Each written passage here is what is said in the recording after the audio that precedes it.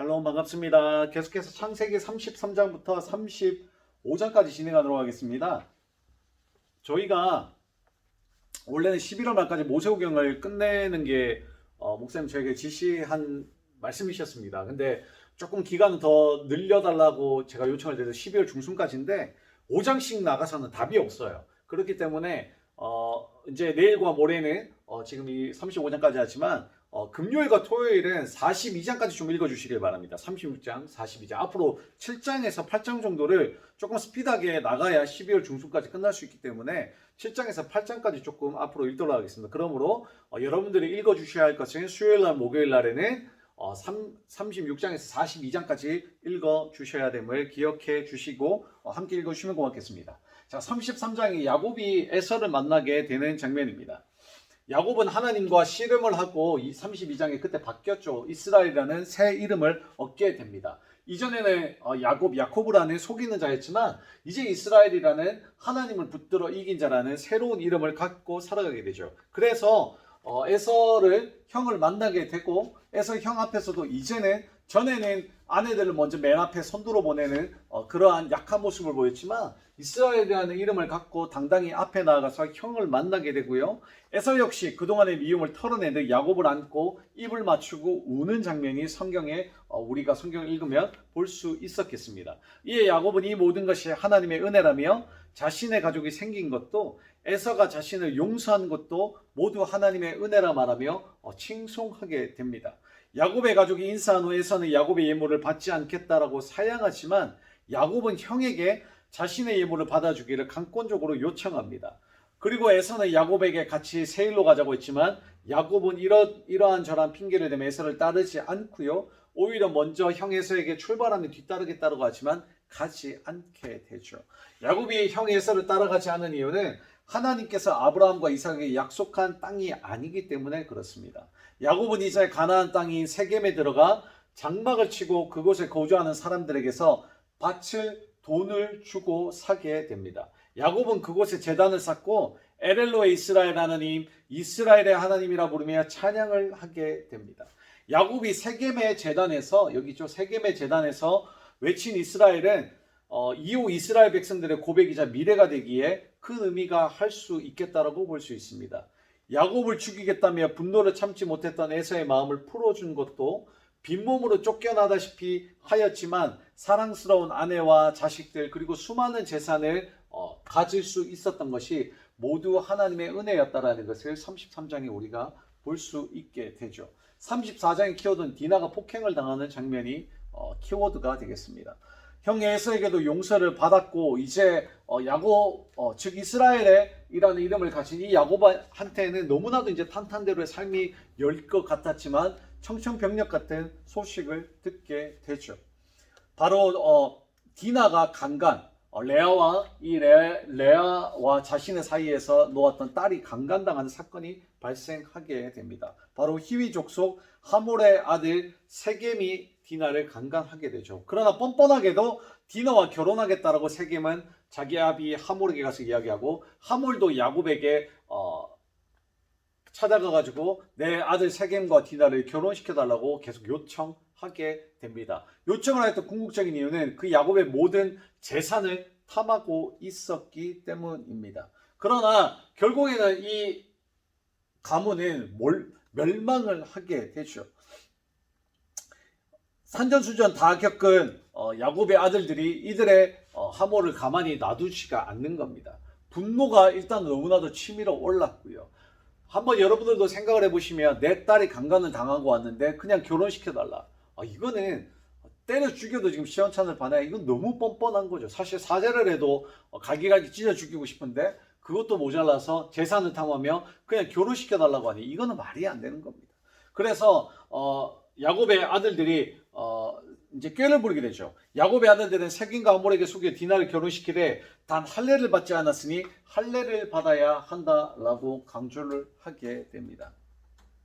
그러자 하몰과 생기면 나쁘지 않은 조건에 이르 승낙하게 되지만 이게 바로 죽는 길이 되었던 거죠. 하몰과 그 아들 세겜은 속는지도 모르고 너무 기뻐 자신의 성읍문에 이르러 사람들에게 자신들의 혼인 소식을 전하게 되고 뿐만 아니라 성읍 사람들에게도 할례를 받으며 야곱의 가족이 되니 그 재산도 모두 우리 거라고 말하는 한심함을 보여주게 되죠. 그래서 애초에 야곱의 재산에 많은 관심이 있었던지라 성읍 사람들 모두 할례를 받게 됩니다. 그리고 3일째 되는 날 야곱의 아들 중에 시므온과 레이는 성을 기습해 할례로 아파하고 있는 남자들을 모두 죽이고 하몰과 세겜도 죽여버리게 됩니다. 그리고 디나를 데려오죠. 그러나 야곱의 여러 아들은 그래도 분이 풀리지 않았는지 성읍에서 노략을 하며 재물을 뺏고 그들의 자녀와 아내들을 사로잡는 분풀이까지 하게 됩니다. 할례를 받게 되면 남자들은 잘 알아요. 남자들은 너무 잘합니다. 포기호수를 받게 되면 아무것도 못한다라는, 일주일에 뭐 그냥 이렇게 어그정 다녀야 되고, 특히 소변 볼 때는 초죽음이죠. 남자들은 알고 있습니다. 그래서 주기로 들어왔을 때 어떤 대처를 할 수가 없는 거예요. 그냥 죽이면 당해야 돼요. 어쩔 수가 없는 거죠. 힘을 못 쓰니까요. 이에 어찌됐든 이 모든 사건이 일어나고 난 다음에 야곱은 이 사실을 알게 되고 아들들에게 화를 내게 되죠. 왜냐하면 이걸 빌미로, 이 사건을 빌미로 다른 족속들이 연합을 하여 야곱을 치면 답이 없다라는 것을 야곱은 두려워했던 겁니다. 이스라엘이라는 이름을 가지고 있었지만 야곱은 여전히 인간적인 두려움은 아직까지 너무나도 컸던 상황이었다는 것을 볼 수 있게 되죠. 그리고 이때 당시에 그래도 어쨌든 하나님의 가정이 노략질하고 그 모든 것들을 죽이는 것 또한 옳지 않았다는 것을 야곱 또한 알고 있었습니다. 이건 하나님의 가정이 가져야 할 모습이 아닌 것을 알고 있죠. 근데 중요한 것은, 그렇다면 이스라엘이라는 이름을 가진 야곱에게 왜 이런 일이 일어났냐라는 겁니다. 딸이 폭행을 당하는, 강간당하는 이런 일은 왜 일어났냐라는 겁니다. 세겜은 단순히 경유지가 되어야만 했던 겁니다. 33장을 여러분들이 다시 한번 읽어보시면 이때 당시에 밭을 사고 정착을 하는 모습을 보게 되죠. 하나님이 약속하신 이 베델까지 내려가야 되는데 하나님이 약속하신 땅에 가지 않냐고 세겜에 정착을 해버리니 이런 일들이 일어나는 겁니다. 현실에 안주하고 하나님을 잊고 살면 이러한 상황이 발생된다는 겁니다. 저는 늘 날마다 모세오경의 이 스토리를 계속적으로 진행하면서 한번 여러분들에게도 이야기하였지만, 우리는 먼저 성소 안에 하나님이 부르셨다라는 것을 우리가 잊지 않아야 되고, 이 부르심에는 먼저 그의 나라와 그의 의를 구해야 된다는 것이 확실하게 우리에게 사명이자 또한 우리의 삶 가운데 그냥 뿌리 내려져야 될 일입니다. 그냥 하나님께서 명령하신 거예요. 근데 여러분들 코로나라고 또 여러 가지 상황 가운데 힘든 거 너무나도 잘 알지만, 또 목회에서 너무나도 100분 이해가 되고 10분 이해가 되지만은, 우리는 하나님의 명령 앞에 순종하고 살아야 될 부르심이 있는 사명자들이기에 하나님의 나라와 하나님의 의를 먼저 구해야 우리에게 복을 주신다는 그 하나님의 은혜를 우리가 기억하며 살아야 됩니다. 나의 어떠한 그 의식주를 위하여서 내 삶의 목숨을 걸면은 하나님께서, 그럼에도 불구하고 하나님은 우리에게 은혜와 사랑하니까 우리에게 은혜를 주시지만 너무나도 큰 예비된 복을 누릴 수가 없어요. 하나님이 예배해 놓으신 그 큰 복과 은혜를 가득가득 누리려면 하나님의 나라, 하나님의, 즉 이 성소 안에서 내가 더 무엇을 할 수 있는지 고민하고 하나님의 나라를 위하여서 내가 더 어떠한 복음을 전할 수 있는 것들을 끊임없이 생각하고 연구하고 또한 헌신한다면 나머지 것들을 하나님이 책임져 주시고 풀어주신다는 겁니다. 하나님께서 책임져 주시면 끝나는 거예요. 그리고 하나님께서 작정하고자 하시면 어떠한 것들도 막을 사람은 아무도 없습니다. 이 땅 가운데서는. 그러므로 하나님의 나라와 하나님의 의를 위하여 살아가는 여러분들이 되기를, 그리고 또한 제가 되기를 간절히 소망합니다. 그래서 다시 한번 야곱은 깨닫게 됩니다. 우리는 세겜이 아닌 베델로 가야 하는 사람이었다라는 것을. 35장의 마지막 키우다 하나님이 야곱에게 복을 주시는 장면이죠. 이제 파란만장했던 야곱의 이야기도 창세기 35장을 끝으로 그 끝을 향해 달려가고 있습니다. 창세기 34장에서 야곱이 베델로 가지 않고 세겜에 정착했다가 자신의 딸 디나가 강간을 당했고 야곱의 아들들이 세겜의 족속을 속임수로 멸족시키면서 야곱은 다시 잠시나마 두려움에 떨어야만 했습니다. 그런 상황 속에서 하나님이 야곱에게 나타나 이제 베델로 다시 가라고 명령하시는 장면이 나옵니다. 모든 것을 내려놓고 야곱을 따라 가나안 땅 베델로 가니 그곳에서 제단을 쌓고 하나님께 제를 다시 예배를 즉 올리게 됩니다. 야곱이 베델로 오자 하나님은 다시 야곱을 찾아와 그동안 아브라함과 이삭에게 내렸던 축복을 다시 내리게 됩니다. 여러분들 이 장면을 보고 무엇을 생각하게 하십니까? 하나님께서 원하시는 것, 하나님께서 약속하신 것, 하나님의 그 명령 앞에 순종하면 그제서야 다시 하나님이 오셔서 우리 가운데 찾아오셔서 하나님이 약속하신 이 복을 내려 주신다는 것입니다. 기억하십시오. 저는 너무나도 이 세가족교육 그리고 목사님이 처음 우리에게 해주셨던 그 메시지들이 너무 탁월하다고 생각되어지는 이유가 참 여러 가지 같지만 진짜 이겁니다. 하나님은 우리를 뭘로요? 부르셨다. 어디로? 이 성소 안으로. 우리가 이 성소 안에서 해야 될 건 무엇입니까? 그의 나라와 그의 의. 즉 사명을 위해 살아가는 건데 이 사명은 뭡니까? 복음 선포. 내 가정, 내 아내를 위해서 먼저 살아가는 게 아니라 이 복음 선포가 추가될 때 뭐가 따라오죠? 복이 따라온다라는 겁니다. 하나님께서 내려주시는 복. 야곱이 그래서 그 후손이 번창할 것이며 아브라함과 이삭에 내렸던 땅을 주겠다고 다시 말씀하십니다. 하나님이 내리신 복의 복, 그것이 이제 아브라함에게서 이삭에게로 그리고 야곱에게로 전해진 것입니다. 하나님이 하신 약속은 항상 지켜주셨고 이를 통해 역사하심을 보여주는 대목이라고 할 수 있습니다.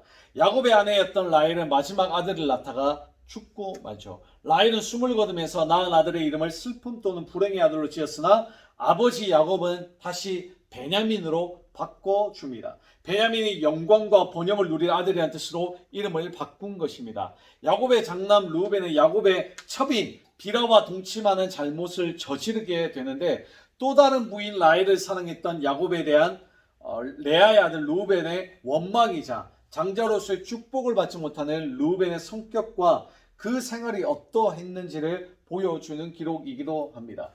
모든 이 장을 끝으로 이제 또 35장 끝으로 이제 이삭의 나이 180에 죽게 되니 이삭이 100세 때 야곱을 축복하고 정말 오랜만에 자신의 아들 야곱을 만났으리라. 야곱이 돌아왔을 때 그 어머니 리브가는 이미 죽었고 이삭도 죽게 됩니다.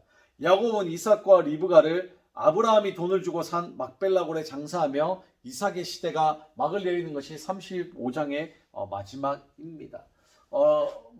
이 모든 장들을 끝으로 여러분들 다시 한번 하나님의 은혜를 기억하시면서 하나님 앞에 순종해야 되는 것들을 기억하시고 또한 35장에 라헬이 죽은 이후 전에 말씀드렸죠. 그 드라빔을 훔친 사건, 그 사건에서 라반의 삼촌이 떠나올 때에 야곱이 함부로 말했던 것, 하나님께서는 진짜 특히나 목회자들 그리고 우리 크리스찬들은 입에 권세가 있는 자들이라 말을 늘 조심해야 됩니다. 입으로 우리 모든 것들을 쏟지 않아야 돼요. 그러므로 입술을 늘마다 조심해야 한다는 것이 우리 크리스찬들이고 또한 그러므로 늘마다 복을 빌어줘야 됩니다. 내 자녀들에게도 너는 진짜 안 된다 이런 말들은 해서는 안 돼요. 잘될 놈이라 하고 막 어떠한 우리 부모의 가운데 상처를 쏟는 비수를 꽂는 말을 한다 할지라도 그저 잘 된다고 해야 돼요. 그저 복 받을 놈이라고 해야 됩니다. 그렇게 해야만 하나님께서 그 자녀에게 복을 내려주신다는 거죠. 그래서 어찌됐든 이 모든 이 31장 35장을 또한 마치면서 하나님의 은혜를 잊지 마시고 우리는 그의 나라 그의 의, 우리는 성소 안에 사명을 가지고 불렀다. 그리고 이것은 복음 선포이다. 우리는 이것을 먼저 했을 때 복이 내려진다. 하나님 앞에 절대적으로 순종하면 하나님께서 어떻게 해요? 책임을 지신다라는 것들을 기억하면서 오늘 성경 스토리를 마치도록 하겠습니다. 기도하도록 하겠습니다. 하나님 아버지 감사합니다. 우리는 오늘 33장부터 35장을 보면서 다시 한번 하나님의 은혜를 기억하며 하나님께서 원하시는 것, 하나님 앞에 순종 안 했을 때 이러한 사건들이 일어나고 순종하면 다시금 하나님이 나타나서 우리에게 복을 약속하시고 번영을 약속하시고 그 모든 번영과 약속이 그 복이 자녀에게까지 계속적으로 지속적으로 내려가는 것을 보게 됩니다. 하나님 그러므로 말미암아 우리는 늘마다 기억하기를 원합니다. 하나님이 나를 성소에 부르신 이유 그 성소를 부르신 이유는 복음 선포이고 하나님의 나라 그의 나라 그의 일을 먼저 살아갈 때 하나님 우리에게 복을 내려주신다는 것을 우리 성도님들이 잊지 않고 살아갈 수 있도록 주님 도와주시옵소서. 감사드립니다. 살아계신 예수님 이름으로 기도드립니다. 아멘.